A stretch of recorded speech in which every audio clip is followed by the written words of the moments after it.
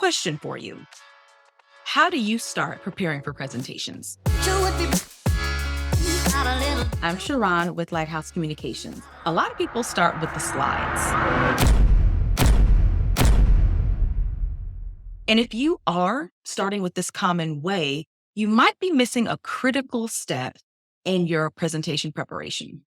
And that is critically thinking through key areas.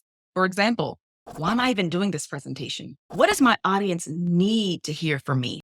We have a solution, and it's a great first step when you're preparing your presentation because it really helps you to think through your thoughts. Want to know what it is? They're called the focus questions. I'm going to highlight some of the key questions. Click the link below to grab your own copy. Let's jump in. First question is relevance.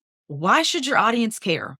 It's really common for us to think about our projects and our mission when we're making presentations, but your audience definitely appreciates it when you make it about them.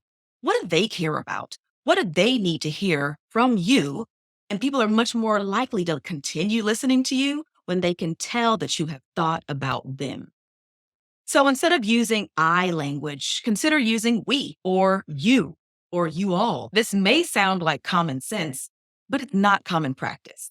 So really think about your audience and what they care about most as you begin preparing. The next question we want to highlight is objective. What do you want your audience to do, think, or feel as a result of listening to this presentation? Sometimes we ask our clients, what's the objective here? And they say, oh, I don't know. I was just asked to present. So you do really want to think through why? Why am I speaking? Why? Are you aiming to build connection with some new team members? You want to start a new process or maybe get everyone to stop doing something and take a different direction? This next question often catches some of our most seasoned clients off guard, and that's emotion. What do you want your audience to feel? How are they supposed to feel after they listen to you? Are you sharing some good news, some not so good news? Is there something that's urgent that needs to happen and we need to feel that after we leave the presentation with you? Connecting to the emotion is also going to help you when it comes to persuasion. And the reason is because persuasion is not just tied to logic, but also allowing your audience to truly connect emotionally. Insight. What can you say to get your audience to respond, whoa, I never thought of it that way?